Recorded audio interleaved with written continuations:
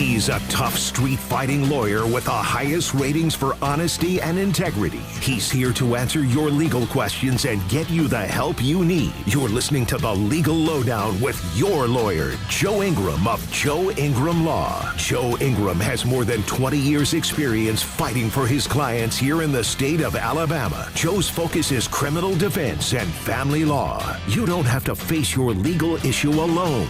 You've got Joe Ingram on your side. In case of sensitive legal matters, you can always reach out directly to Joe at joeingramlaw.com and arrange for a private consultation. And now, Alabama's defender of the defenseless, protector of the people, and all-around good guy, Joe Ingram. All right.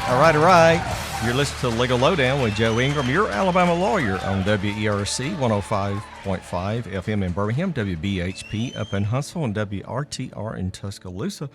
Welcome to our broadcast today. Please check out our podcast on Apple, Spotify, and even my YouTube channel. Remember, if you have a case, better call Joe. If you're listening to our show, we ask you to download the podcast, share it, like it with your friends and family, even your enemies. Encourage them as well to tune in and listen to our broadcast. One of our sponsors, Flat Fee Real Estate of Birmingham. They are a sponsor for our show. You can see their video on our channel. We are so glad to have them as a sponsor of our show. My office represents people from Huntsville, Birmingham, Montgomery, Mobile, and Tuscaloosa. If you need representation, call my office, 205-825-5297, 205-825-5297. You can talk to an intake specialist, and we will get you in for a consultation. Joe Ingram Law, you can look us up on the web, is all you need to know for your legal needs in Alabama. Okay, first hour, we are going to devote to what I would call, we're going to call this personal self-help growth content for those that want a better marriage, better job, better lifestyle, whatever. Because those of you that listen to the first hour of our broadcast are probably people that are repeat offenders listening to my show. So I'm going to challenge you between now and the rest of the year to grow with me to be a better person, because that's part of this show of what we do. Anybody that has a legal case, whether it be divorce, criminal, personal injury, whatever it is, they all have some of the same issues for the person that comes in to hire a lawyer. And so we're going to talk a lot about that the first hour. Second hour, we're going to talk about national and state legal news this week. A lot of good topics out there. Everything for waiting on to the Supreme Court is about to wind down for the term. There's some big decisions still out there to be decided. The state made some news this week. There was a execution that was supposed to take place Thursday night. They got halted at the last minute. We're going to talk about that. Then we're going to talk about the elections that are set for the races Tuesday. So we're going to talk about that in the second hour. All right. So for those of you that listen to the first hour, you're probably somebody that listens to this show every week. And so I'm going to challenge you to grow with me for the rest of the year, because I've been reading a lot of content related to my job lately. I'm not a social worker. I'm not a psychologist. I'm not even a psychiatrist.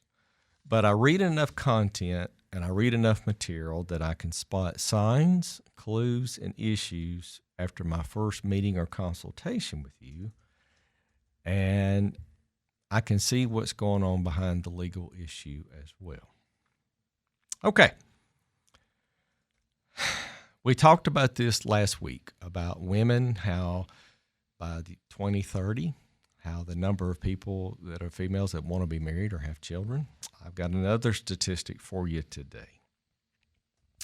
Marriage is no longer considered required for a happy life. The belief that marriage is essential for a happy life is growing weaker every year. Today, about 80% of Americans agree that someone can live a fulfilling, meaningful, happy life without ever getting married is a significant cultural shift from past generations, when marriage was viewed as a necessary step into adulthood. I think back to those that came back from World War II. Everybody wanted to get married, have the house, white picket fence, 2 children, 3 children, a dog.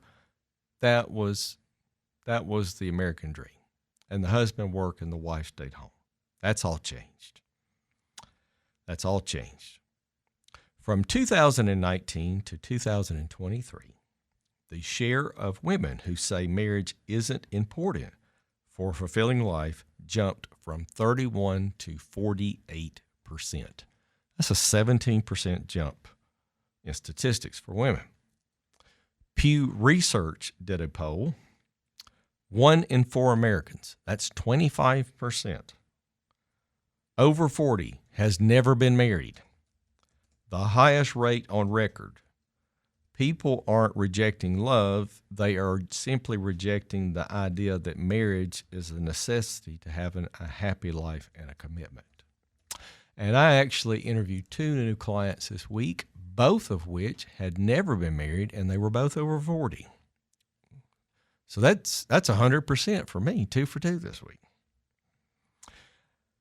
Got some very sad news to tell you about marriage and where we're headed in this country. The term mother and father are now being replaced. Are you ready for this? This is really sad. There was a statute that passed the New York legislature this past spring, in which the terms mother and father have been replaced with gender-neutral terms. And the bill is sitting on Governor Hochul's desk waiting to be signed into law. Are you ready for this? This is what we're going to call a mother now. Gestating parent. And a father is now a non-gestating parent. And paternity has been replaced with parentage if it passes and signed into law. So this goes back to, can you define a woman and can you define a man? That is where we're headed in America. You're not a mother. You're not a father. You are a gestating parent, Mom. So for those of you coming up for Father's Day, it's not Happy Father's Day anymore. It's Happy Non-Gestating Parent Day. Can you imagine them passing that on the calendar? Oh, my goodness. The Republican that is running for governor up in New York, Bruce Blakeman, has shared multiple posts on his social media feed talking about the new legislation and how it is we are shifting away from a family. We are killing what a family is in America. I have been reading several books for the last couple of months working on new content related to my job. And by the way, it is a good idea to read several books at a time. You take notes and you put all the material together for you to interpret in a way so it will last longer in your long-term memory bank. Just like when we were back in school and we read several books at a time, especially in law school, you were reading 5 law subjects at a time, 100 pages a day. So it's good to read several books at a time related to similar topics. There is a book I've been reading for divorce clients. This is a phenomenal book. It is styled "Stop Letting Everything Affect You, and How to Be Free of Overthinking, Emotional Chaos, and Self-Sabotage." Do you remember last week when I talked about Ben Affleck and self-sabotage because of his childhood? This is where we're headed, okay? How to repair a conversation after you've hurt your spouse or significant other. A relationship can survive conflict. What it cannot survive is the absence of the repair. Most couples, and this isn't all, just most couples apologize, move on, and pretend like everything's fine, and then wonder why the same fight returns again, and again. Because nothing was ever healed, nothing was ever addressed. Nobody ripped the Band-Aid off of whatever the real issue that needs to be addressed. So you always go back to the same argument. It happens all the time. After you've had a serious argument with your spouse or significant other, when is the time to have the conversation to repair it? Not in the heat of the moment. Take a cooling off period. Just leave. Just go out of the room for the day. The best time to try to repair a relationship is generally 24 to 48 hours later after the conflict. Call it a cooling off period. And what's really important is when you talk about repairing, you don't go back and rehash the argument again. You've already had the argument. Now you're trying to repair it. Step 1, acknowledge what happened. Name the conflict without repeating the entire fight. Don't say, your mother-in-law is a problem. Don't do that. Say the issue with my in-laws. Give it a name. Don't rehash the entire fight. And don't start it without reopening a new argument. That's step 1. Okay. Now, step 2. Take personal ownership of your part, even if you believe you are mostly right. That's hard for men. We have egos. Whatever your part is, I should have not raised my voice. I should have not yelled. I should have not cursed your mother, your father-in-law. I brought up issues that weren't relevant to this fight. And here's the biggie. They teach you this in mediations. I heard this from a mediator one time, and I also heard this from a federal judge in a mediation.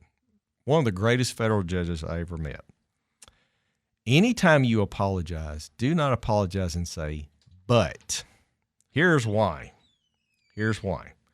When you say but, everything you just said, you negated. I apologize, but your mother's still a problem. No, you don't do that. Never use the word but in an apology. Step 3, understand the impact and ask how your behavior affected them. How did that make you feel? Understand how that affected them or how you hurt them. And learn to listen and not defend yourself, correcting the story, the facts, the arguments. Don't explain your intentions. Just listen with your ears and your mouth shut. Just listen and really listen. Don't just sit there and look at them like you're paying attention to them. Actually listen to what they have to say. It's a very hard concept, but I do it every day in a courtroom. I sit there and I listen to arguments and I don't say a word until I'm allowed to speak. Okay. And so after your spouse is heard, don't make comments. I will say my argument and not say anything personal to attack you in nature. You have to be honest with your spouse and say, I'll try not to do that again. Don't ever make the statement of, I'll never do it again. Never is a definitive word. Don't say never. Say, I'll try, because we're always doing better. And more likely than not, you're going to do it again. You're going to complain about the in-laws. So those are healthy ways to address conflict between you and your spouse. And this brings me to the next thought related to people in a divorce facing either a divorce or facing a criminal charge. Both are life-changing events that I have noticed in my career. This is why two people can experience the same difficulty and emerge completely differently. One person spends their time asking, why did this happen to me? And the other person may ask, what can I build from this? And how do I overcome it? So this takes us to part of a book I've been reading. This is a Latin term, so if I butcher it, I apologize. I didn't study Latin. Amor fati. Amor fati. The Latin term means love of one's fate. So, the love of fate, not tolerating reality, not enduring reality, living reality, enough to use it.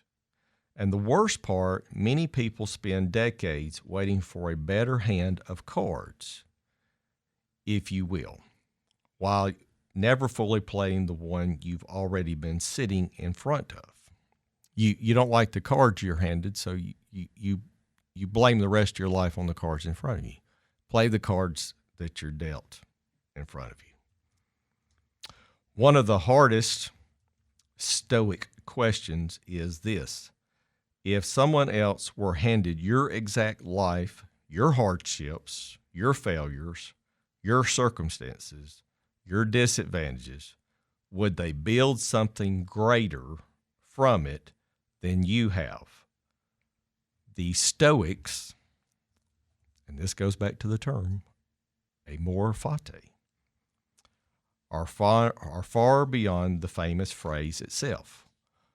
Why resentment weakens, why acceptance creates power, and why the Stoics believe fate becomes unbearable only when a person refuses to work with it. So just because you find yourself in the middle of a divorce, and I call it in the eye of the storm, or you find yourself in the middle of a criminal case, which you are definitely in the eye of the storm, when it's over, do you come out better or do you come out worse? That is what my goal, and that is what I try to help my clients achieve in those two scenarios every day. And that is what I challenge all of you to work on with me that listen to the first hour of this program. Because better chances are not, you actually listen to the show every week. Okay, I know it's a lot. So also in this book that we've been talking about, Stop Letting Everything Affect You Personally: How to Break Free from Overthinking, Emotional Chaos, and Self-Sabotage. This is a fabulous book. Oh, goodness. Any lesson you refuse to learn will repeat itself until you do. I'll say that again. Any lesson you refuse to learn will repeat itself until you do. I am my own worst enemy, and I can't take my own advice. Some lessons I still learn again, and again, and I ask myself, why? You are what you do, not what you say you'll do. Don't tell me what you're going to do. Just do it.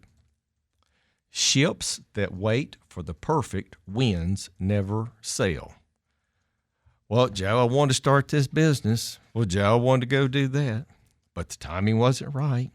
This didn't work out for me. There is no right time for the ship to sail. If you have something in life you want to go do it. There's no right time. You just have to take the chance. It's fine to fight for someone who loves you. It's also a waste of time to fight for someone only you love. I'll say that one again.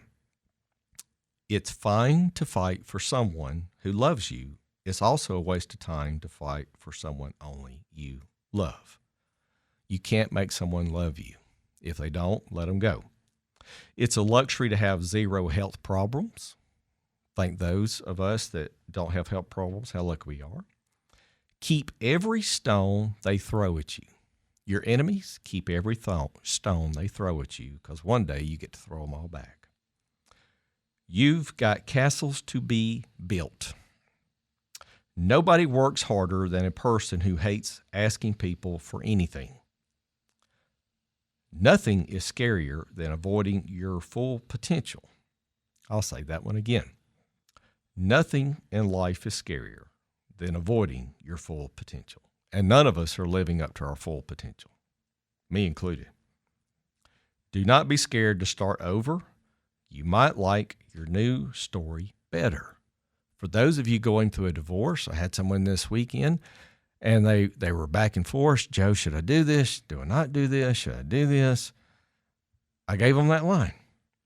I said, your new story may be better in a year from now, and you'll be so much grateful for it. Sometimes you must go to war with yourself to fix yourself. That's a complicated one. Sometimes you've got to do some hard looking in the mirror, figuring out what's wrong with you before you can go forward and fix yourself. I deal with that every day. Fear doesn't stop. Death stops life. The fear is still there whether you are or not. I'm going to say that one again. This is almost like a proverb. Fear doesn't stop death. It stops life.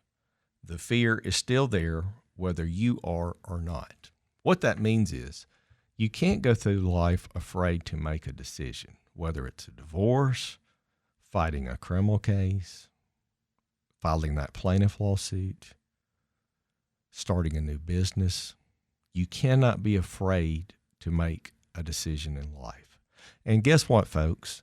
Benjamin Franklin, he failed hundreds of times, and he only had to be right once to invent the light bulb, okay? So do not be afraid to fail in life. That means you tried. You get up, and you get a new day, and you start again, and you say, I'll try to do better the next time. This is a biggie with your spouse. Never sleep without resolving the problem and hugging at the end. Don't go to sleep mad at your spouse. They may not wake up the next day, or you may not wake up. Always talk it out, even when it's hard. Don't let the bad day make you forget all the good ones. You're going to have more good days than you do with bad ones in your marriage.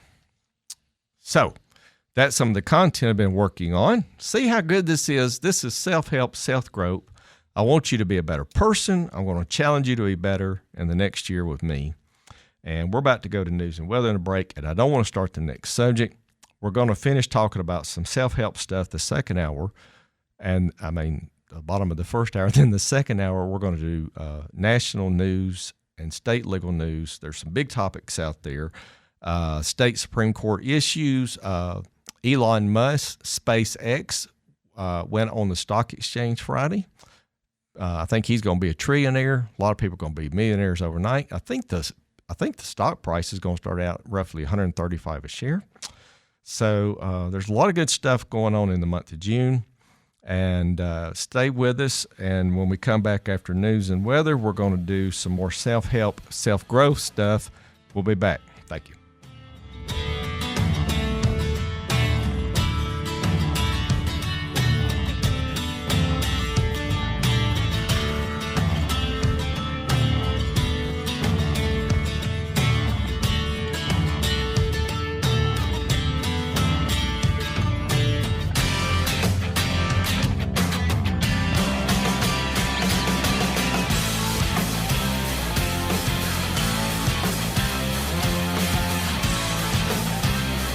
You're listening to The Legal Lowdown with your lawyer, Joe Ingram. If you need confidential legal help off air, reach out to Joe at joeingramlaw.com. Stay tuned for more.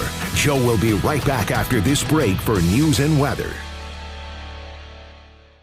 You're listening listening to The Legal Lowdown with Joe Ingram. Joe is a 20-year veteran of the Alabama courts specializing in criminal defense and family law. If you need a private legal consultation, email Joe at joeingramlaw.com. And now, welcome back to The Legal Lowdown with Joe Ingram. All right, we're back for the second segment of the first hour of The Legal Lowdown with Joe Ingram, your Alabama lawyer, on WERC 105.5 in Birmingham, WBHP up in Huntsville, and WRTR in Tuscaloosa. Okay, so this is what we're calling our self-help, self-growth, better job, better person. People that listen to the first hour of the show are probably frequent listeners, and I call these my extraordinary people that want to be the best in life. So I know this content is going to resonate with you. All right, before I talk about the second book I've been reading, all right, if you remember back in December, I shared with you every year I write a list of my goals for the next year. It's not a list of 10, 50, or 100. I actually write a list of 300 goals. Now, the first 50 are easy. You have to really stretch your mind to get to 300. They almost become like things that you know there's no way you would ever do, but it might happen. Well, in 2025, if you remember, I told you, we actually knocked off some items between 2 and 300 that I didn't even think was possible, but I did it in 25. So here's where I'm going with this. It's June, and I looked at my goal list the other day to see where I'm headed. I'm way behind this year. It's my own fault. I've got no one to blame but me. My only excuse, and it's a weak excuse, is I've been working way too much and I haven't been doing anything else. But I'm going to catch up really fast. Just hang on. Okay, so I want you to look at your goal list and tell me where you are out there. Not a goal of 10, a goal of 300. Oh, and by the way, there is a difference. There is a goal and there is a dream. And a goal has a plan. A dream is just a wish. Okay, so we covered that. All right, next book I've been reading. I've been reading a lot of content for some divorce stuff I'm working on. The book is called Learning to Love Myself. Now, just hang on, guys. This isn't as sappy as you think it is. This is really good information. This is a book from someone who is looking to learn to love themselves again, heal, move forward. It's about letting go of the past choices and feeling okay at your own pace. Okay? This is really important stuff. There are 11 phrases that I took from this book that are going to hit you like a train. You cannot use someone else's map to find yourself. You cannot use someone else's map to find yourself. We are all on our own story and journey in this world. You may be faster than me. Number 2, maybe your garden isn't growing because every time a flower grows, you cut it off to prove to someone else that you're a gardener. Seems kind of silly. I like my hydrangea bushes that bloom this time of year. And I cut some in the yard for my wife to put on the kitchen table. Sometimes you just let your flowers grow. You don't have to show them off to anybody. Both fear and faith ask you to believe in something you can't see. It is your choice. I'm going to say that one again. Both fear and faith ask you to believe in something you can't see. You can have fear. You can have faith. They both exist. You can't see them, but you got to move forward. Maybe forever was a word meant for memories, not people. Sometimes people do not stay in your life forever. You can have great memories of them, but maybe the person has to go. At the end of the day, it's a simple question. Do you like who you are, and who you're with at that time. At the end of the day, do you like who you are, and do you like who you're with? I use that question in divorce counseling all the time. Are you happy when you go home and see that person? If you're not, if you dread walking in the door, we have a problem. I'm going to give it to you another scenario.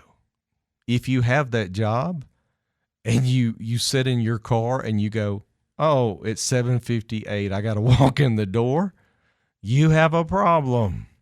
Life is too short. Go find a new job. I've said it before. The meaning of life is to give life meaning. These are proverbs. The meaning of life is to give life meaning. To me, that says, whatever your life is, are you enjoying it? Are you living it to the best of your ability? Are you getting the most out of every day?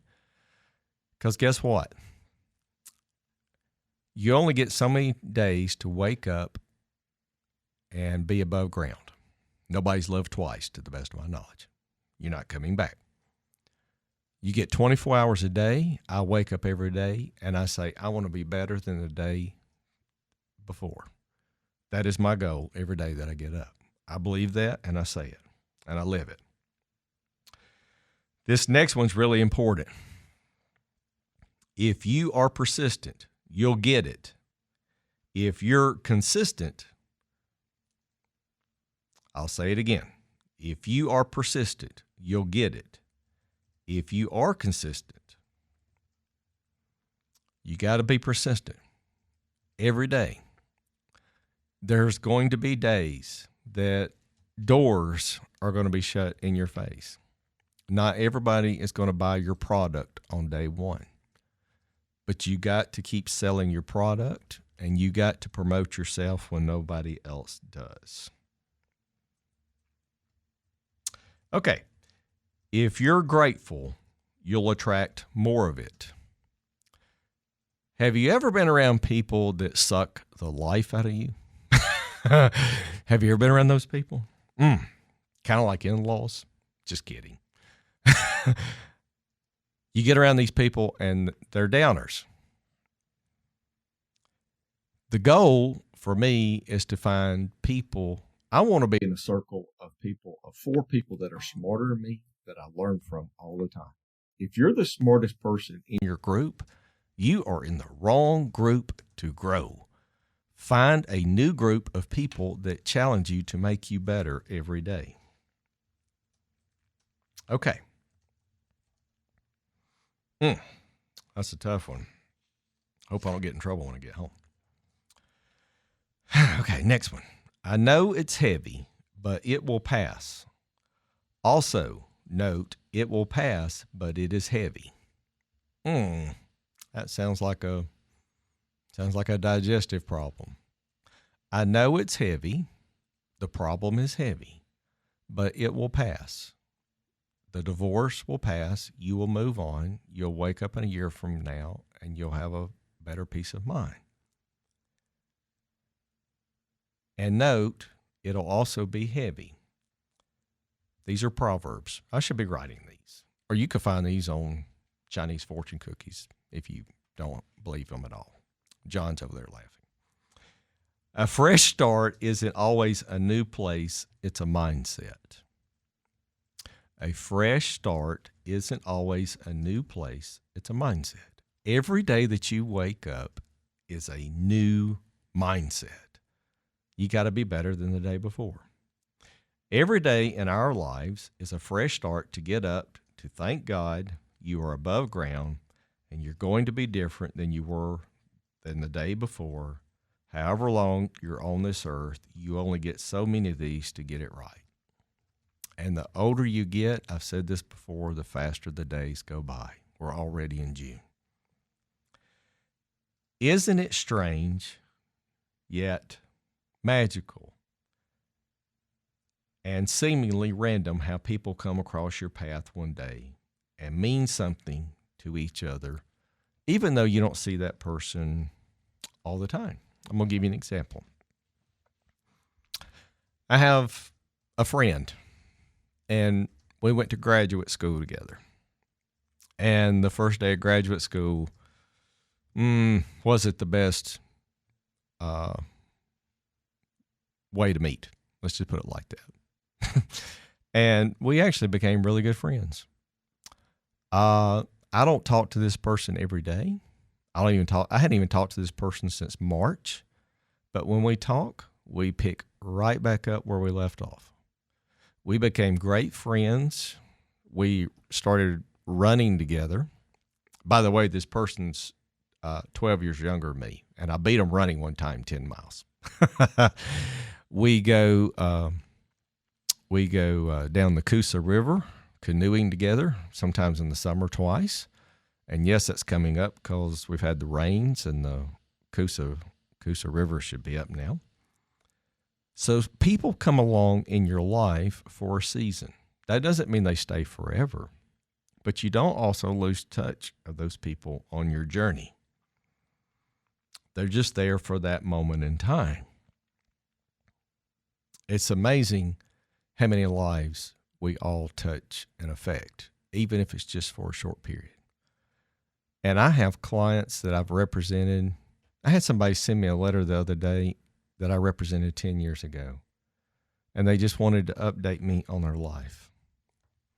It was special because what I have is not just a job, it's a profession, it's my vocation, and I believe I'm at my place in life to help people. I really do. Okay. All right. So that's some of the good stuff that I'm challenging you to work on, and I want to hear from you this week on what you're doing and growing in your own individual lives on each of these that we've talked about. So let's talk a little bit about our goal list. I got this from somebody famous. I've always had a goal list, but it used to be like, 25 a year. And the goals were always pretty business driven or driven towards health or diet, things like that. But I expanded my list last year to 300. The first 20, 25 goals are easy if you're goal driven. Once you get past 50, 75, you have to really sit down and think, what do I really want to achieve in life? And these are for people that want to be millionaires. This is for people that want to be entrepreneurs, people that want to start businesses, people that want to be extraordinary in life, people that have dreams other than working 8 to 5, going home, drinking a beer, sitting in a lazy boy, watching TV, and then life is just washing over you, passing you by. You start putting things on your list that you want to achieve, but you really don't know that it's feasible. But they're out there. If I told you some of the ones that I knocked off last year, I never would have believed it. Then again, I also worked myself to death last year. I was off less than 17 days the whole year. So I roughly worked, 340 something days out of the year. So that is your goal, is to work on your goal list and get it up to par. And I'm going to do the same on my goal list the rest of the year because I'm way behind. Some of them are getting close. I'm not able to tick them off yet because I haven't completed the project that we're starting. So that is some of the things you need to work on. Anyway, all right. So I want you to work on your goal list, and I want you to check out these books. The one about loving yourself, and the one about self-sabotage, because people that either go through traumatic childhood experiences, come from broken homes, more often than not have a altered version of themselves, that they don't feel good enough, that they are not worthy of whatever success that they've achieved in life. Ben Affleck is the perfect example of that last week. Ben Affleck's dad, I believe, was an alcoholic and could not hold a job. Ben Affleck came from very limited means, and he just sold a movie production company for over $300 million. Ben Affleck is a very successful actor in Hollywood. He's had his up and downs with his alcohol and drug addiction. He's had beautiful relationships with Jennifer Lopez, Jennifer Garner, beautiful women. He's got 3 lovely kids. But there's something in his back of his mind. It's called self-sabotage. That every time he gets close or he meets some goal, he actually hurts his own self because he doesn't feel worthy. People do it every day. Look at Tiger Woods. Look at Michael Jackson. Look at Britney Spears. If that's not ever a self-sabotage case, I don't know what there is. I mean, she's had it all, and the best thing they ever did for her was give her that conservatorship, or her parents were watching her money to protect her from her. And then she got out of that, and she's gone off the rails again. She got a DUI. Then there was a story a couple of weeks ago that she had a knife in a steakhouse, and not sure if that's true or not. But Britney Spears is the test tube case of why you gotta have people around you to protect you. And the Friends actor we talked about a couple of weeks ago, can't think of his name, the guy that died in the hot tub, his personal assistant was giving him fentanyl. No, ketamine. That's what they were getting. Ketamine. He went to federal prison for that.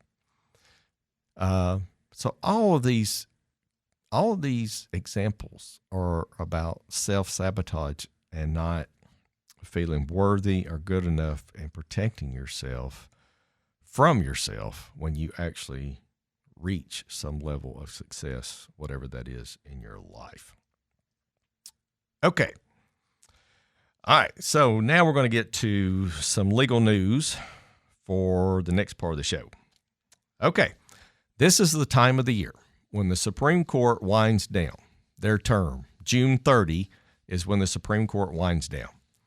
And there are some really big cases that the Supreme Court has got to issue opinions on still that we're waiting on. And the first one is the biggie, birthright citizenship. This is Trump's baby. The style of the case is Trump versus Barbara.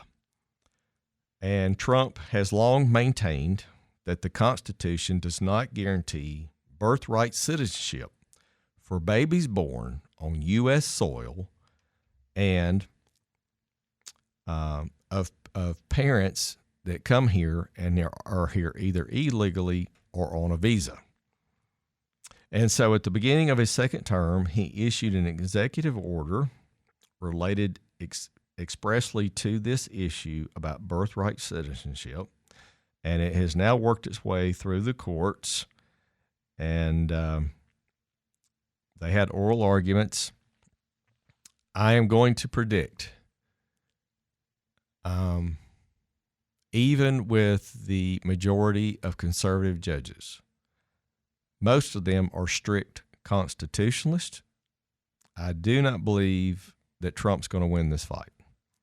Now, that doesn't mean I don't agree with it, because people come to this country, they have children, they're here illegally, and then they get all the benefits of being a U.S. citizen. And I'm going to bring up an issue that some of you may or may not realize that are a perfect example of this. I want you to think about birthright citizenship. And have you heard of this lady from California? Her name is Eileen. Is it Gu? I think that's her name. She was she's an American citizen. Her parents are from China, but she played on the China team for the Winter Olympics, both in 18 and 26, in Beijing and Milano. She played for the China team. She's an American citizen. She's beautiful. She is been very fortunate in her life. She didn't play on the American team. And she gets asked in the press all the time, and she just says, well, you know, my mother's from China and want to stick to my family roots, so I play for the China team. Doesn't sit well with me. Surely doesn't sit well with President Trump. Okay. The next big issue that's coming out is the case of, where is the second case? There is a case about President Trump trying to fire a member of the Federal Reserve Bank. And her name is Lisa Cook. She's a Federal Reserve chairman. He threatened to fire her. It got stopped. And so this case went to the Supreme Court this term. They had oral arguments. Jerome Powell showed up in support of Lisa Cook.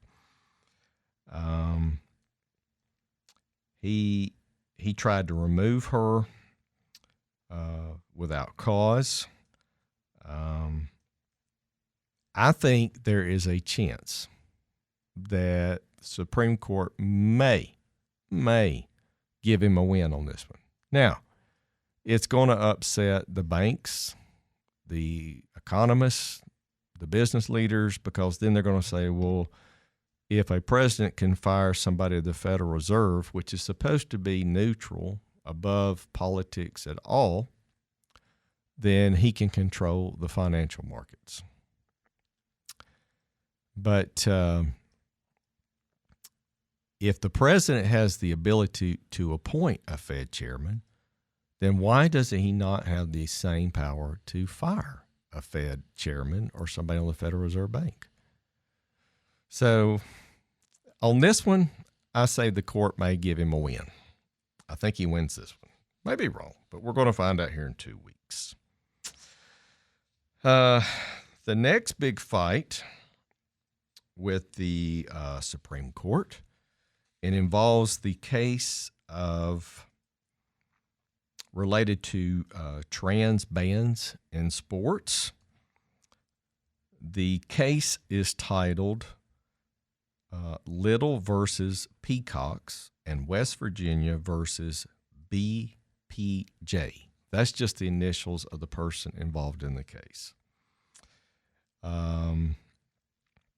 And the issue in the case is that half of the states have a ban for trans girls and women for participating in women's sports are publicly funded schools.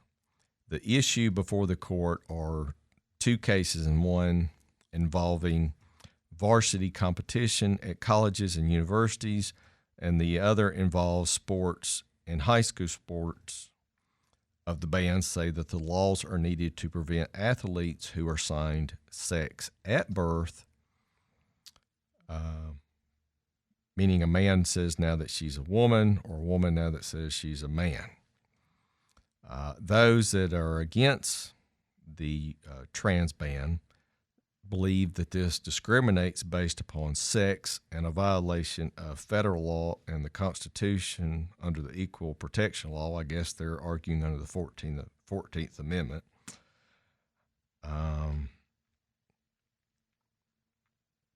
I deeply believe that if you are born a man, then you should have to compete in a male sport, and women should not have to compete against men. The big case was a year or two where the male athlete in college claimed he was a woman, and he was beating all the women in the swimming competitions. It wasn't even a fair fight. They were unhappy. And not only that, he was dressing in a women's locker room, and they said it made them very uncomfortable. That really bothers me. If you think that's okay, you're sick. I'm sorry. It just doesn't play well. If you're a man, you're a man. If you're a woman, you're a woman. I don't care what you do. You are what you are. Okay, we made it to the bottom of the hour. We're going to go to news and weather, and we'll be back for the second hour in a minute.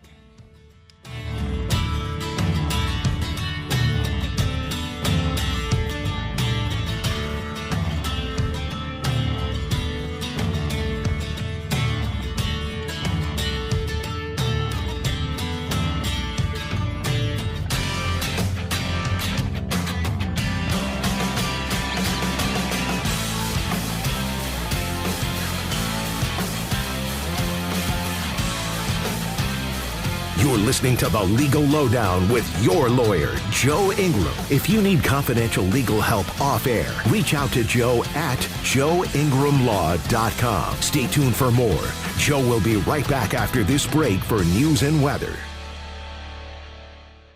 You're listening to The Legal Lowdown with Joe Ingram. Joe is a 20-year veteran of the Alabama courts specializing in criminal defense and family law. If you need a private legal consultation, email Joe at joeingramlaw.com. And now, welcome back to The Legal Lowdown with Joe Ingram.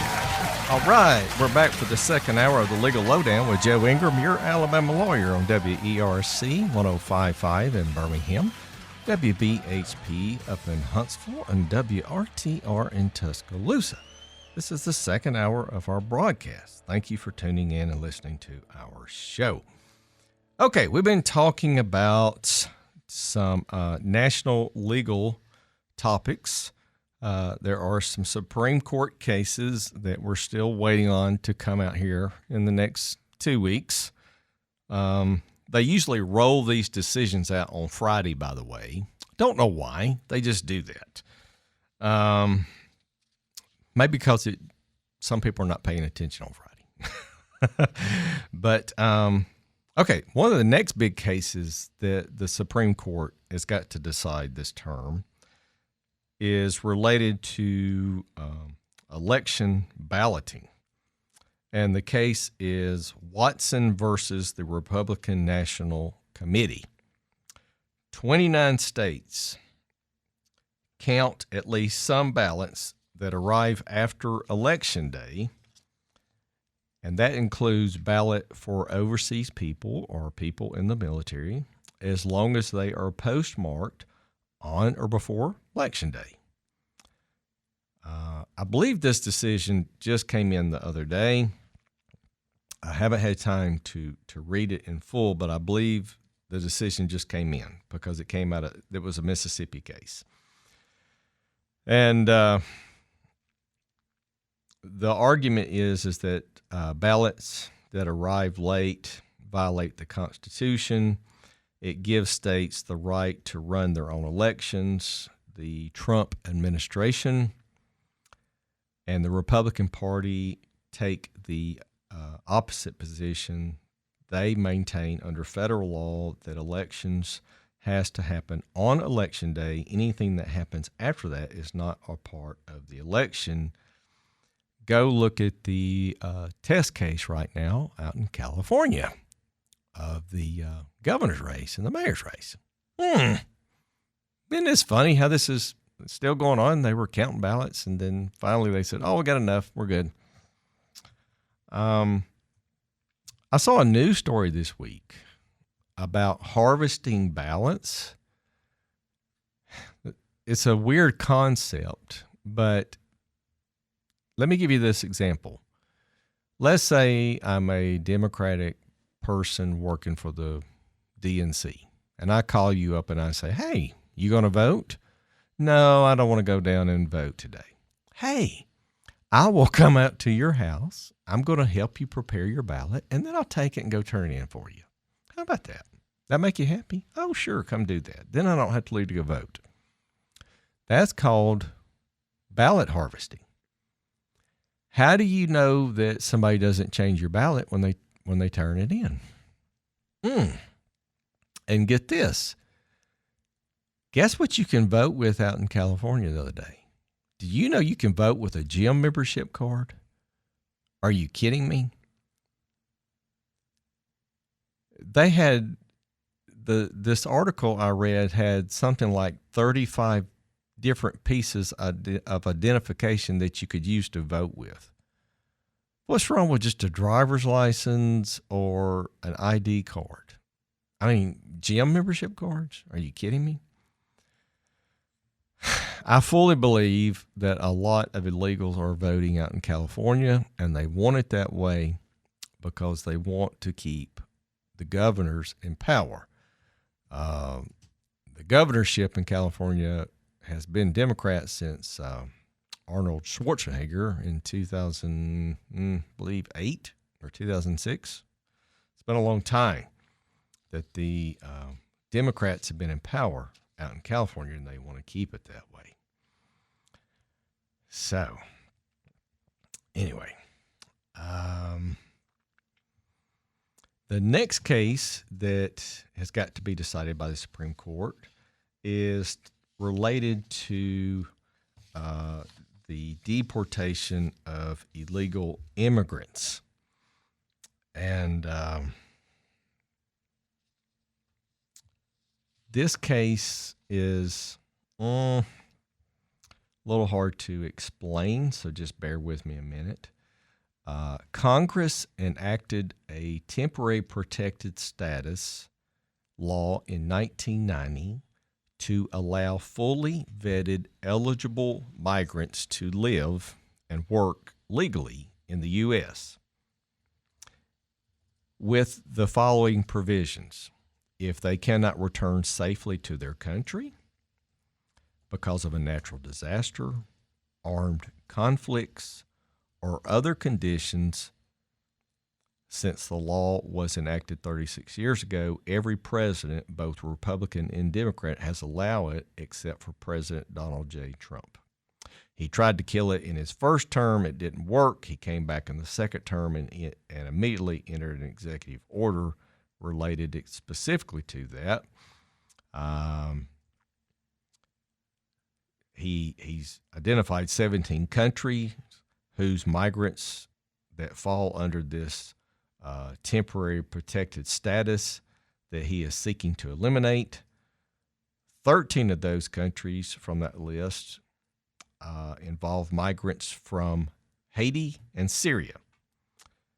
The Haitians, and there are more than 300,000 of them that have been living in the U.S. since the 2010 earthquake. There are only roughly 3,000 Syrians that apply to this group. However, if President Trump is able to win this one, and I think there is an outside chance that the Supreme Court rules that the time has come to show you the door. It's what we would call mass deportation.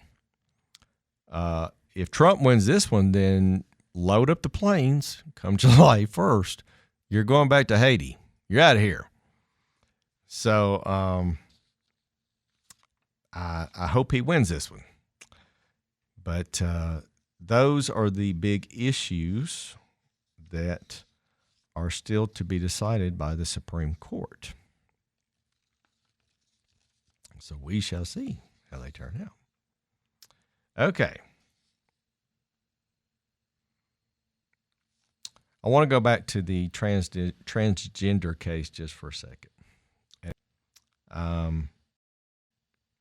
We talked briefly before the break about the swimmer. Can't think of the guy's name. He won all the races. The females felt like they were playing for second place. Okay. There was a story in the news, I think 2 weeks ago, out in California. And there is this transgender male that claims he's a female. And he's in the news. I don't know his name. I don't follow it that close. But this is what I did pick up from the story. He's winning first place in all the races. So when they have the podiums, they're putting him as first, and they're putting a female next to him as first. So we have a first female and we have a first transgender female, and they're doing that for the podiums. That's kind of like saying 1A and 1B. You don't have that. You have winners and you have losers. That's it at the end of the day. But that's California's take on how to solve the problem.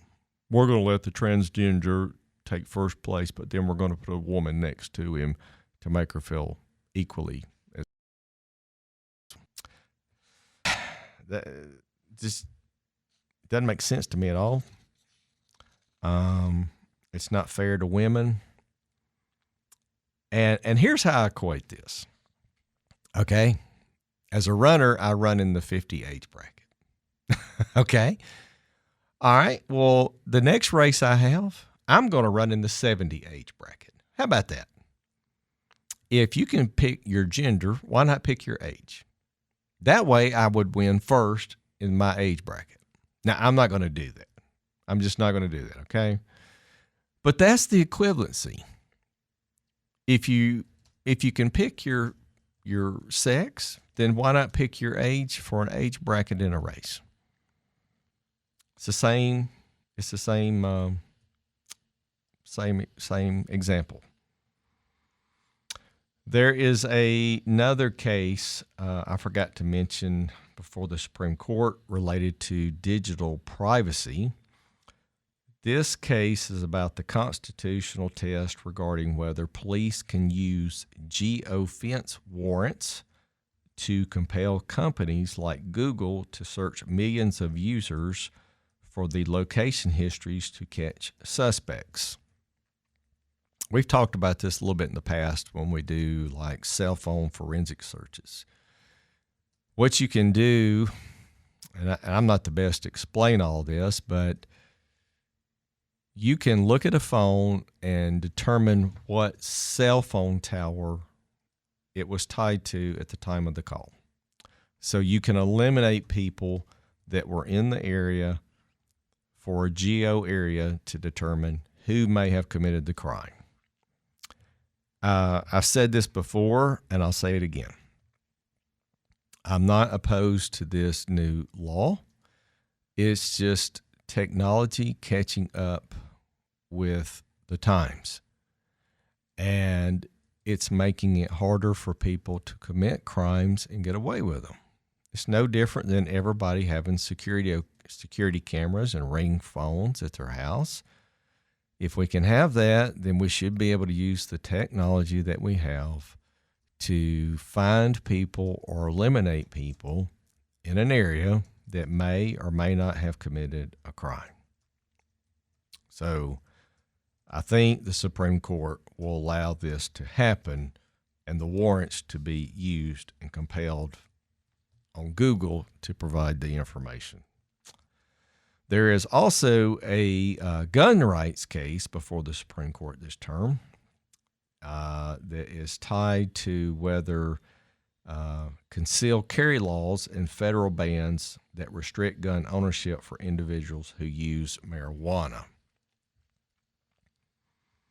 Not really sure how I feel about this. I don't know all the facts of the case, but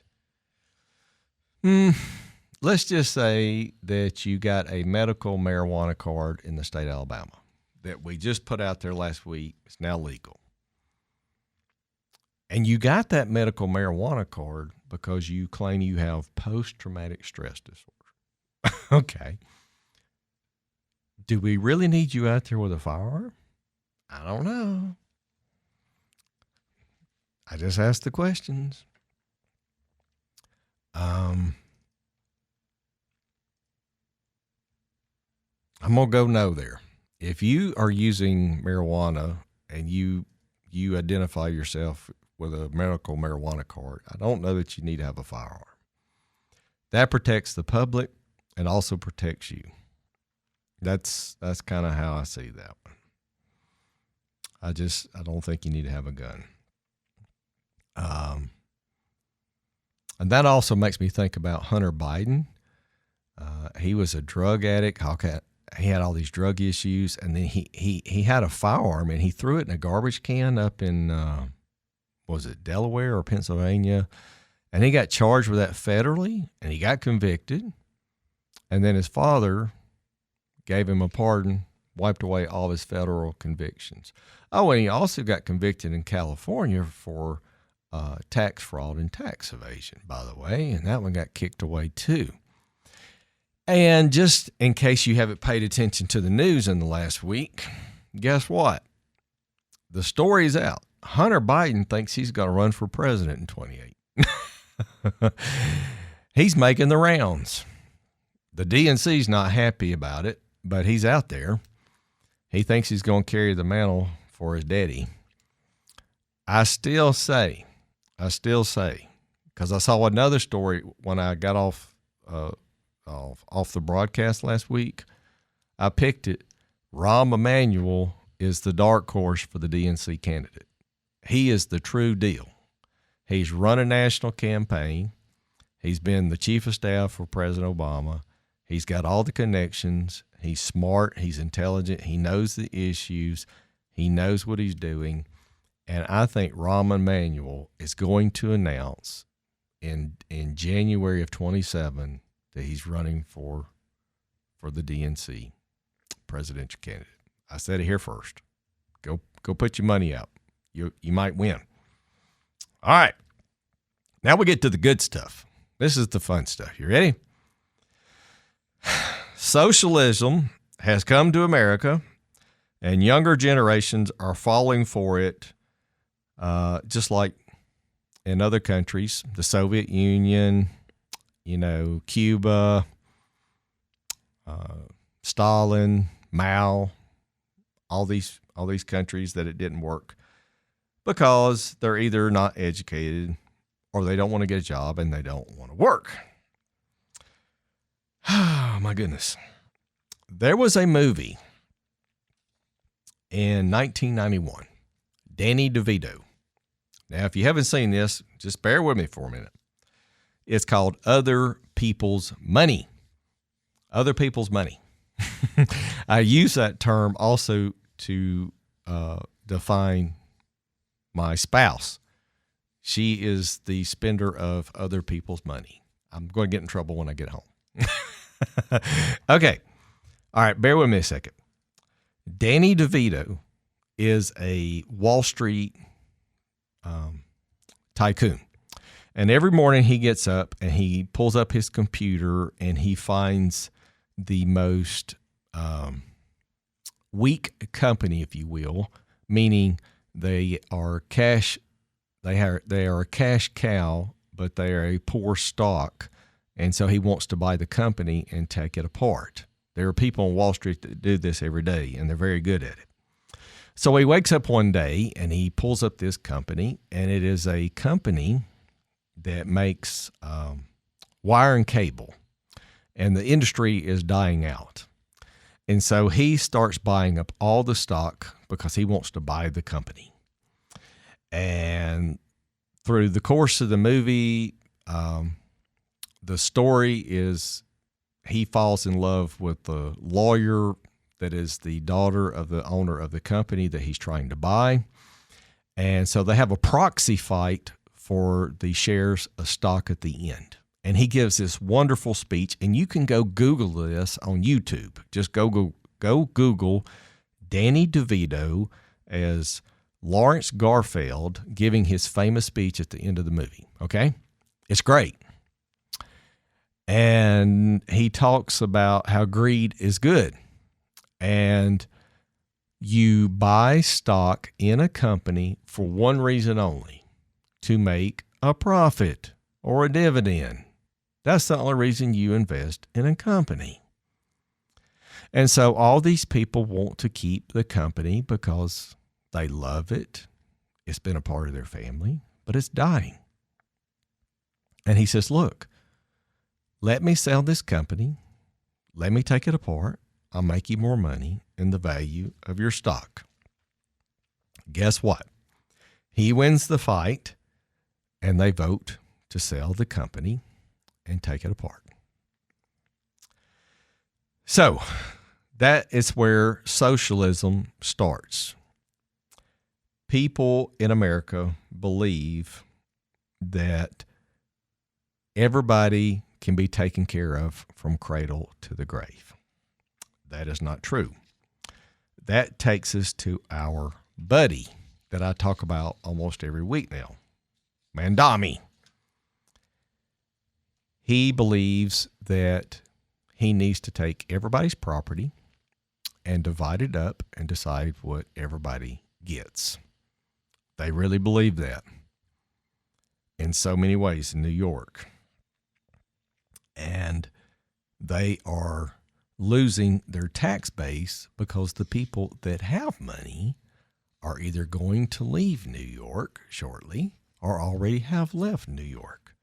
Governor Hochul has already been out on the news begging people to come back to support all their social programs. I'm not coming back to support all your social programs. I'm taking my money and leaving. Because they always say the same thing. They're not paying their fair share. The one thing they never identify is, what is the number that you think the fair share is? The highest tax rate's already 37%. That means 37 cents out of every dollar is going to taxes.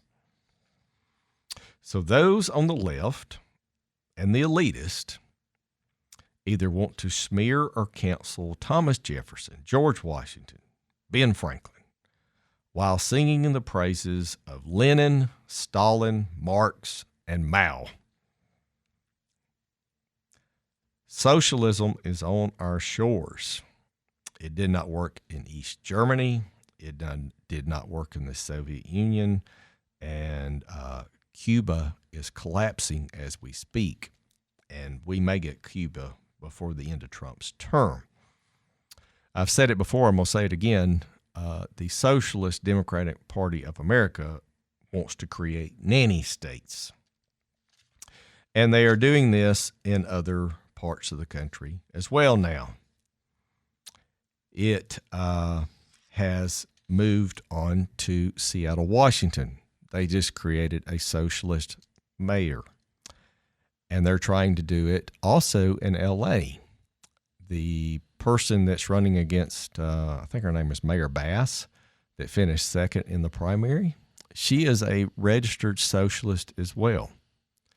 That means the biggest, most prominent cities in our country are becoming socialist test tubes. New York, Seattle, Washington, Los Angeles, California. Are you kidding me? But notice when I said the word test tube, here's why. They never work. Socialism never works. Because people wake up one day and they go, well, I want more than $500 a week. Well, no, that's all you need. That's all you get. That's your allotment for the week. I want more. Well, there is no more because there is no more tax base. That's all we got. So eventually, people will wake up and realize that capitalism is the way that the world works, and that's how you make money and survive.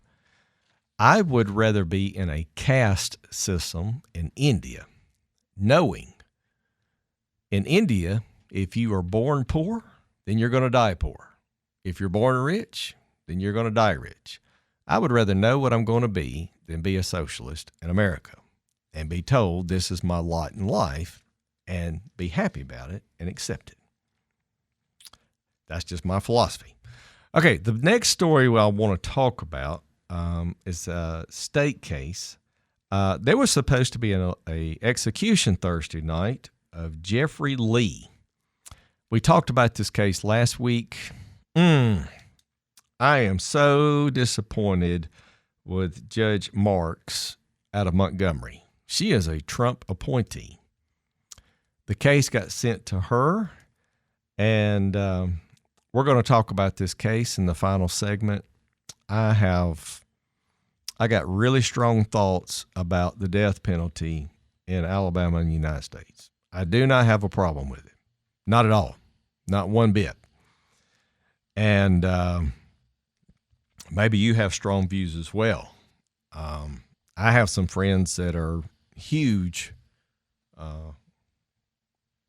people that are against the death penalty. And they can give me all their reasons why, too. We just disagree. But that's a big case I want to talk about. And then there was another case this week we're going to talk about that was before the Birmingham City Council related to data centers. Yes, they're trying to put a data center over in Homewood. They have put a stay on that for now. We've been talking a lot about data centers, so we're going to talk about the execution case, the data centers, and a couple more issues, and we'll be back after news and weather.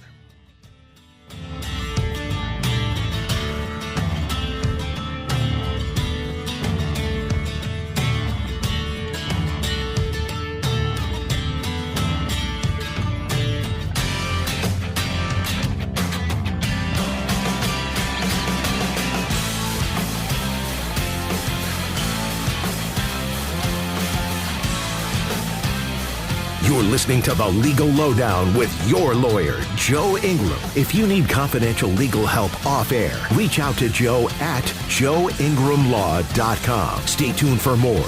Joe will be right back after this break for news and weather. You're listening to The Legal Lowdown with Joe Ingram. Joe is a 20-year veteran of the Alabama courts specializing in criminal defense and family law. If you need a private legal consultation, email Joe at joeingramlaw.com. And now, welcome back to The Legal Lowdown with Joe Ingram. Hi, we're back for the final segment of the Legal Lowdown with Joe Ingram, your Alabama lawyer, on WERC 105.5 in Birmingham, WBHP up in Huntsville, and WRTR in Tuscaloosa. Okay, final segment of the week. There was supposed to be an execution Thursday night for Jeffrey Lee. It was called off because a federal judge in Montgomery, a Trump appointee, if you can believe that, ruled that nitrogen gas was unconstitutional. And then it went up to the 11th Circuit due to Attorney General Steve Marshall filing an appeal. 11th Circuit stepped in, sent it back to the judge, and then the judge basically came out and ruled that a firing squad met the legal standard. And then Alabama says, well, they weren't readily available for a firing squad yet. The federal judge stated that nitrogen gas created emotional distress and was not painless. Okay. The interesting thing about this is that Jeffrey Lee, the one that's going to die, does not even question his death sentence or that the state of Alabama has the right to carry out the death penalty on him.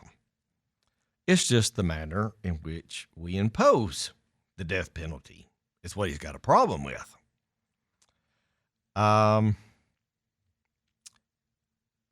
Here, you're gonna love these. You're gonna love these next facts about this. I mean, you just can't make this stuff up.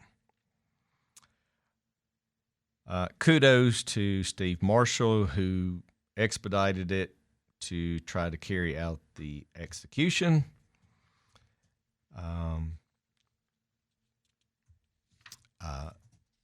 Kay Ivey at the last minute issued a statement basically saying that Jeffrey Lee was convicted and sentenced to death in December 1998. 1998. Think about that, folks. We're in 2026. For the murder and robbery of Mr. Ellis and Miss Elaine Thompson of Dallas County. The governor said she was disappointed with the ruling and that they didn't allow the state to carry out the nitrogen gas method of execution, and she remains committed to ensure that justice is ultimately served for the victims of this case. Couple comments to think about here. Anytime there is an execution date for someone, it is a big deal. There are all these steps that go into place. The timing of all this, the whole 48 hours beforehand is like a clock, if you will. So all this gets done every time one of these cases happen, and then it gets stopped. and you got to start all over again. Think about the money, the tax dollars we spend doing this to stop it, okay? That's the first thing to think about. Just some basic common sense stuff. Now, so the decision is now nitrogen versus a firing squad.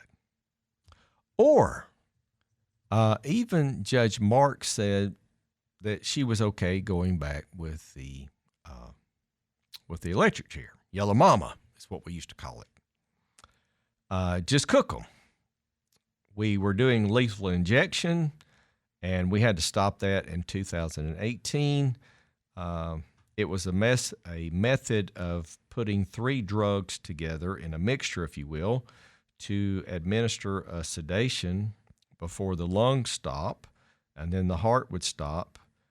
And so in 2018, they passed a new law that involved nitrogen gas as an alternative of execution as to the medication in the veins. Now, here's what's funny. Everybody on death row, they said, you get to decide how you die. Do you want the gas or do you want the needle? Well, guess what Jeffrey Lee said in 2018? I'll take the gas. He said it. And now 8 years later, he goes, oh, that's going to be painful. It's going to cause me distress. I don't want that to die. I bet you his victims didn't have the same amount of time to think about their death and their distress before he killed them in a robbery and a murder. I'm just saying, if you commit the ultimate crime, you got to pay the ultimate price. I mean, if you are in Iraq or Iran and you commit theft, they cut your hand off. They do. And if you commit murder, or if you're a woman and you commit adultery, they stone you to death in the town square. And you tell me this isn't the greatest country on earth? Get out of here. So Jeffrey Lee's lawyers have prevailed once again, and they have argued that nitrogen executions cause extreme mental and physical pain and suffering, and they say a firing squad is better.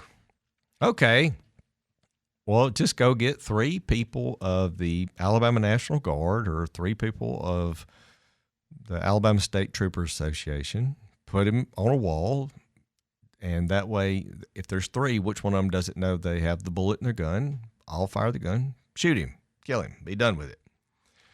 I'm a full believer that after you've had your trial of your peers, you've exhausted all your appeals, you're done, get it over with.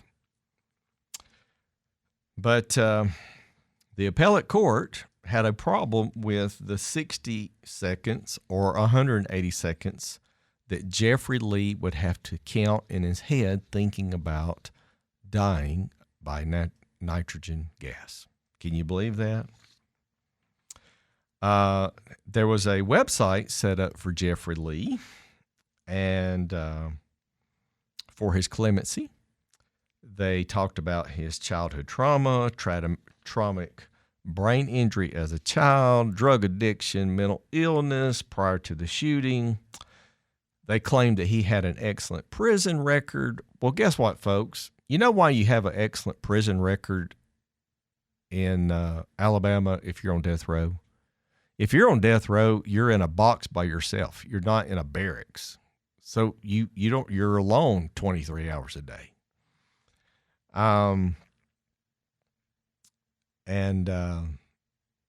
They feel like that they need to commute his death sentence and just let him spend the rest of his days at Holman and die. I don't know. I don't understand. And then Jeffrey Lee came out and made a statement yesterday. He called his mother. And this one gets me. He claims that when he was waiting in the death chamber one time, that one of the guardsmen that was going to carry it out said that you are not the same man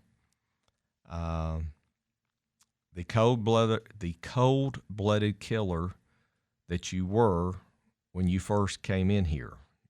You're not the brash animal that came in here and that he didn't deserve the death penalty. Well, it's kind of like the movie The Green Mile. Just because you're assigned to Holman Prison to death row and you develop a relationship with these people, it's not your decision. A jury made the decision, or the judge made the decision about the death penalty, and that's the one we're going to go with.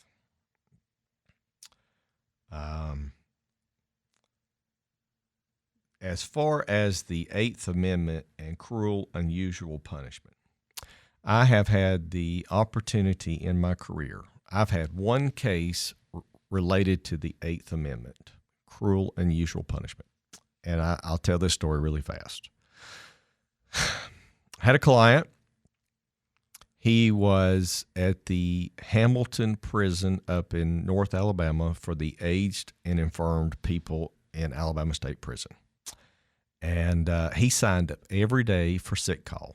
Honest to goodness, he signed up every day for sick call. And here's why. He wanted his neck collar, he wanted his cane, and he wanted 2 cots to sleep on. And by the way, he signed up every day for meds because he'd been a drug addict his whole life. Well, the doctor got mad at him. The doctor took away his second cot, and I think the doctor took away either his cane or his neck brace. Can't remember which one. Anyway, so this guy in prison files a federal lawsuit under the Eighth Amendment, cruel, unusual punishment, because he says he's not getting his cane and his neck brace. He is pro se, meaning he represents himself. This case gets all the way into federal court, and it gets all the way to the federal judge's desk. And there was one sentence that made the judge mad. The doctor had said that this person was malingering or was a malingerer, and it made the judge mad, thinking he wasn't treating the person in prison. So he said, we're going to have a trial. Federal judge calls me. He says, Joe, I want you to represent this person in this case for Eighth Amendment cruel and unusual punishment. I said, Judge, what is my role here and why? He said, well, really, you have no role. You're just here to help him get evidence in because he's pro se. I said, so you're telling me I have no responsibility, but I also have all the responsibility to get the case in. Yeah. I said, so I'm trying it, but I'm not trying it. Yeah, sort of. You go figure it out. Okay. So I have to review all the records, prepare a case for trial. It's a bench trial in front of a federal judge. It lasted 4 days. And this guy was also really close to getting some money from the judge until he got in a fight with the judge on a Wednesday afternoon in the courtroom. And we took a break. And then the judge looked at me. He said, Joe, now I'm appointing you to represent him because he's in civil contempt of court because he got in a fight with me on the bench. I said, okay, what's my role in this one? I don't know what my role is. Never been in this position. Anyway, client lost. He didn't get a dime.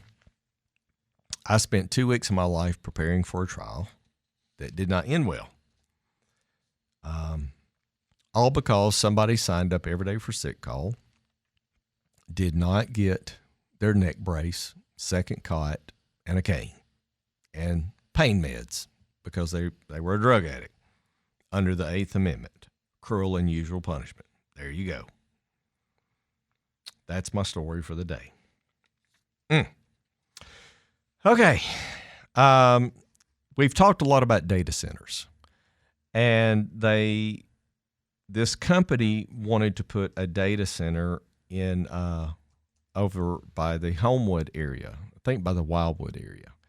And it was on 79 acres of land, that's huge, 79 acres. It's also near Sanford University, by the Wildwood area, lovely part of town.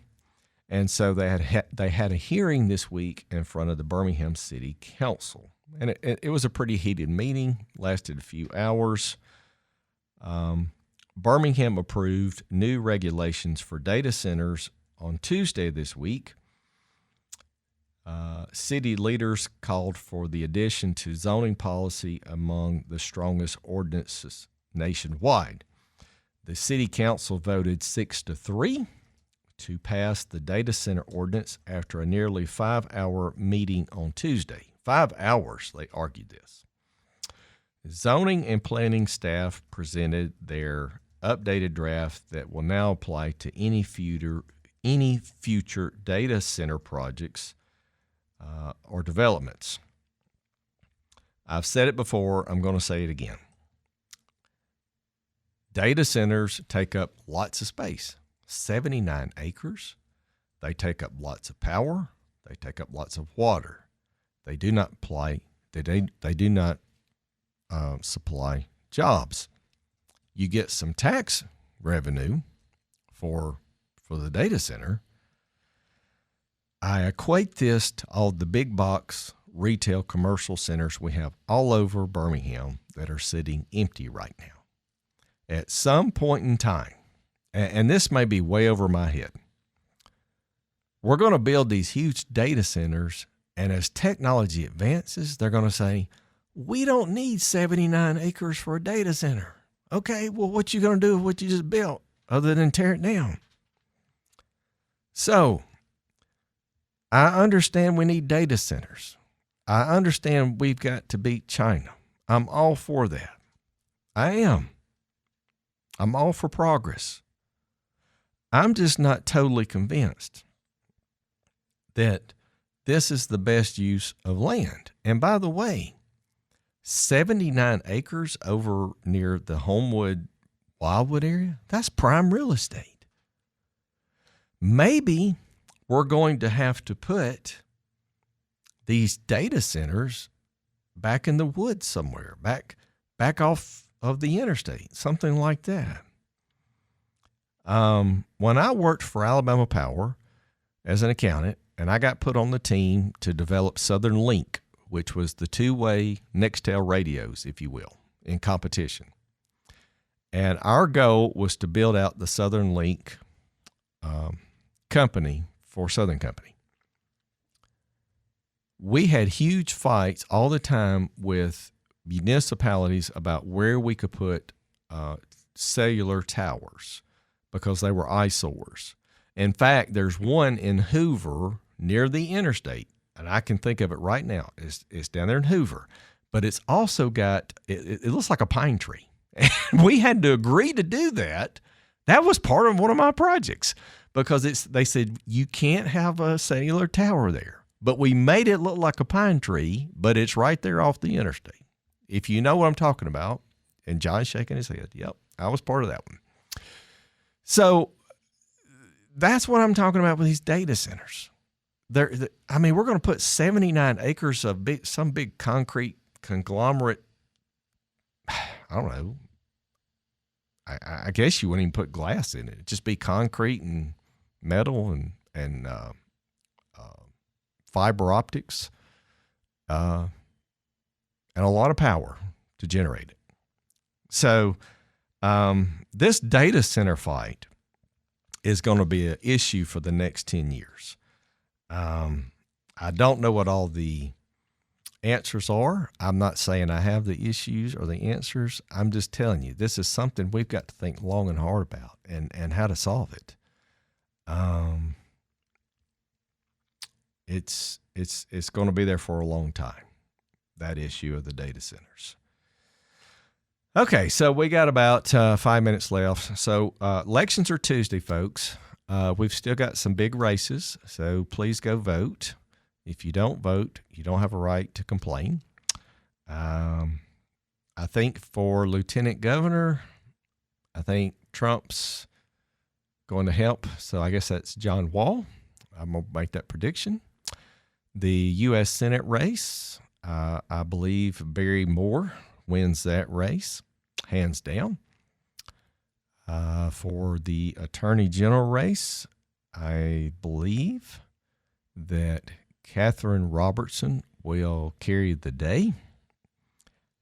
If Catherine does, one, she doesn't get to go be a ski instructor. Sorry, Catherine, you're going to have a full-time job for a long time. And kudos to Catherine Robertson. She will have made history. She will be the first female elected attorney general in the state of Alabama. And yes, I know it's just the Republican runoff, but there's no way that a Democrat's going to beat whoever the Republican candidate is in November. So by all intents purposes, Catherine Robertson will be the effective AG come January of 27. Let's see. Is there any other big state? Oh, as far as the agriculture commissioner race, AG race, I think there's a chance, depending on turnout, and I haven't looked at the weather for Tuesday. I'm going to say Corey Hill. We had Corey Hill on the show. I think Corey Hill wins that race.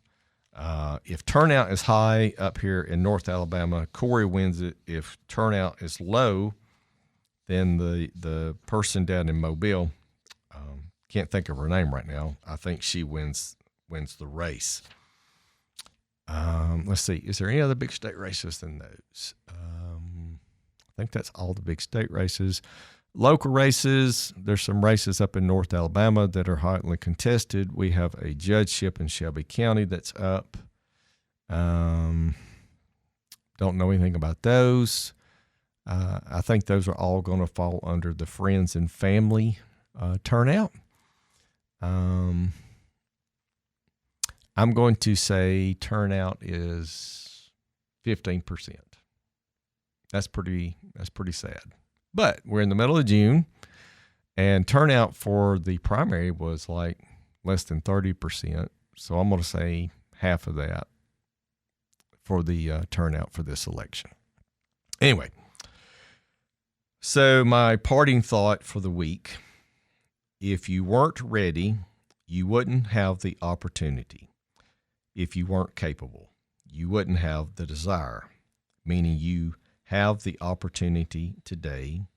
You have the desire, so go do it. Don't put it off. You'll feel better when it's over. Whatever your goal, whatever your desire is, go make it happen. That's my parting thought for the day. We are in June. Enjoy the weather. Enjoy the fireflies. It's Father's Day weekend, so happy Father's Day to all the fathers out there. And next week, we are going to have the mayor of Hoover in the studio with us, Mayor Durzis. He's going to talk about the story that came out about Hoover being in the top 10 most livable cities in the country. That's a great thing to be proud of. He's been a police officer for Hoover a long time. He's the new mayor. He's got a lot to share. He's got a lot to be proud of and brag about the city of Hoover. That's some stuff we're going to talk about community-wise in Alabama that we're going to share and be proud of in the next coming weeks. As always, we want to thank our sponsor, Flat Fee Real Estate of Birmingham. We give a shout-out to Shelby Fence. If you need a fence, Shelby Fence is the people you need to know. And that's about all we got for the week. I'm running short on time, trying to get to the end. I want you to spend the rest of June thinking about what a wonderful country we live in. July the 4th, we are going to celebrate the 250th anniversary of the Declaration of Independence of our country. The fact that we made it 250 years is great. And I'm also concerned, can we make it 250 more years? I won't be around. I won't know. I won't care. But I am concerned that the United States is coming apart at the seams. I do believe, I hate to say this, that there may come a day that the United States will no longer be 50 states together. I do believe it may be broken up. I hate to say that. But the people on the left are so far fringed from reality that you can't even have a conversation with them. I mean, they're just gone. Gestation parents, gestation mother, I mean, just terms like that. We got bigger issues to solve. The Social Security issue, again, was in the news this week. 2032, it's going to go broke. That means they're not going to pay in. They're only going to pay out 70 cents on the dollar for everybody that's going to be getting that. We've got some big issues that we need to solve in our country in the next year. So those are the things we need to think about, not gestation parent and parentage and all this crap. And that idiot up in Maine, what's his name, Graham Plantner? Yeah. Can you believe that clown? And all the Democrats came out for him, and they don't even like him, but they just want the Senate power. That's the kind of stuff we're dealing with. So those are the issues we're dealing with. I hope y'all have a great week. I've enjoyed it, and we will talk to you next week. Go out and have some fun. Have a good day. Bye.